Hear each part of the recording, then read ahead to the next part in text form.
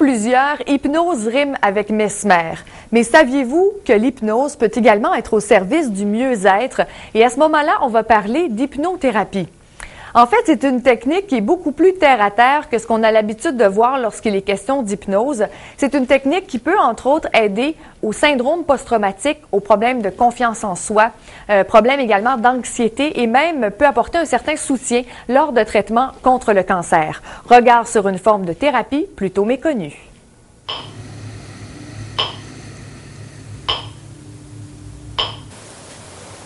Il se crée un îlot de calme à l'intérieur de toi, tandis que toute ton attention est sur le métronome et aussi le son de ma voix. Au début, après un diagnostic, c'est beaucoup de stress. On pense à plein de choses négatives souvent. Fait qu'avec avec l'hypnose, j'ai arrêté de penser à que je pourrais mourir ou quoi que ce soit. Puis là, je me suis dit, là, il faut vraiment que je pense que je vais guérir. Dans le cas de l'hypnose, on fait beaucoup appel aux visualisations parce que le cerveau en hypnose, il ne fait pas la différence entre le réel et l'imaginaire. Donc, si la personne l'a imaginé parfaitement bien se dérouler dans le cadre d'une hypnose, son traitement, bien, il y a beaucoup plus de chances que ça se concrétise dans la réalité. Donc, on peut aller avec les gens en cancer, les aider aussi à visualiser qu'ils vont mieux.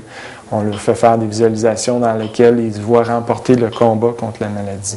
De me voir dans le futur aussi, de voir la guérison, mes ganglions rapetissés, l'énergie revenir. Fait que ça l'a aidé beaucoup. C'est toujours fait en parallèle avec une médication, évidemment. On ne va jamais dire aux gens d'arrêter ce qu'ils font ailleurs comme traitement. C'est un surplus qu'on va leur apporter pour les aider. Tu respires maintenant profondément. Oublie un peu tout le reste. Comme d'habitude. Tout le corps maintenant qui s'apaise, les bras, les jambes. Plus lourd. En parfaite sécurité. Moi, ça a pris du temps avant que je vienne en hypnose. En fait, j'ai essayé d'autres choses aussi. J'ai fait plusieurs années avec un psychologue. Puis j'ai pas retrouvé, puis je veux pas dénigrer rien, là. C'est correct aussi ce que j'ai fait là, mais j'ai pas retrouvé le même genre de résultat qu'en hypnose. Avec le psychologue, on dirait que c'est conscient, c'est très logique, on sait raisonner ce qui se passe en séance, tandis qu'en hypnose, c'est pouvoir changer le discours qu'il y a en dedans de nous. Que là, on dirait que j'avais pas le pouvoir, je savais pas comment faire, puis même avec des séances, avec un psychologue, on venait pas le chercher. Une fois qu'on est en transe, ça permet au subconscient d'être réceptif aux suggestions. Donc, le fait d'être réceptif aux suggestions, on peut refaire une reprogrammation. Donc, de dire à quelqu'un que cette personne-là a une grande confiance. Elle voit les événements à venir de la façon dont elle veut que les choses se passent et plus jamais de la façon dont elle a peur que les choses se passent. Donc, de commencer à amener de l'anticipation positive sur les événements. Disparaissaient, s'envolaient pour ne plus revenir, un peu comme des oiseaux noirs sur une branche d'arbre qui s'envolent. Pour moi, on dirait que déjà dans les premières séances, j'ai ressenti qu'il y avait des changements qui s'amorçaient. C'est flagrant, moi je le ressens, mon entourage l'a vu aussi. Oui, dans mes agissements de tous les jours. Et ma job, c'est de rendre l'inconscient plus lucide, de lui permettre de comprendre, de le rendre un petit peu plus adulte. Il ne demande pas mieux. Quand la personne consciemment n'est pas heureuse, si elle vit, l'inconscient ressent le mal-être. C'est pour ça que ça sort par toutes sortes parfois de somatisation, des blessures dans le corps, tout ça.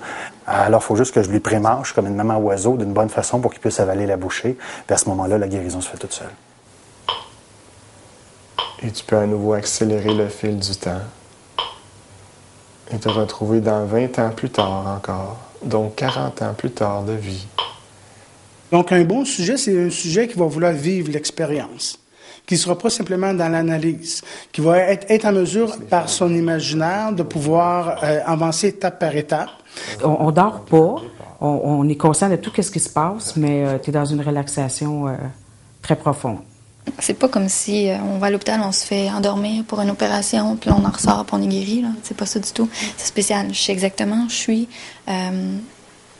J'entends ce qui se passe. Je sais que ça a fait des changements parce que je le ressens. Mais de le décrire, c'est difficile. Comment les gens se sentent?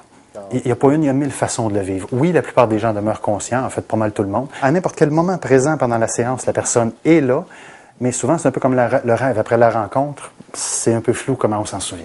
Et ça, souvent, ça va prendre quelques rencontres. C'est sûr que j'avais des craintes, parce que tout ce qu'on voit, nous, de l'hypnose, c'est Mesmer, puis les shows, puis on se dit, bon, mais c'est de donner un pouvoir, c'est de perdre le contrôle, mais c'est complètement différent. L'hypnose en clinique, c'est complètement différent. C'est pas ça du tout. Il n'y a pas de perte de pouvoir. On ne va pas au-delà de ce qu'on permet, nous. On a toujours une partie du subconscient qui veille tout au long de la séance. C'est-à-dire que s'il y a des suggestions amorales, la transe va se couper immédiatement. Même si la séance ou la transe est extrêmement profonde, aussitôt qu'il va y avoir une suggestion amorale, ça va mettre fin à la transe.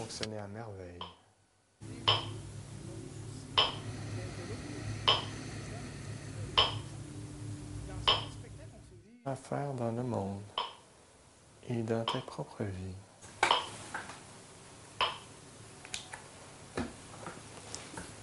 La première des choses à faire, c'est aller vers des références, aller vers des gens qui vous sont référés, des thérapeutes de confiance, aller aussi consulter les associations, pas n'importe quelle association évidemment. Il faut aller vers des associations qui sont spécialisées et reconnues par des compagnies d'assurance, par exemple, qui sont capables d'émettre des reçus d'assurance. Puis il y a aussi, au bout de la ligne, on peut faire confiance à notre instinct. Si déjà, dès le premier téléphone, on n'est pas à l'aise, on sent que le courant ne passe pas, c'est peut-être mieux de ne pas aller vers ce type de personne-là.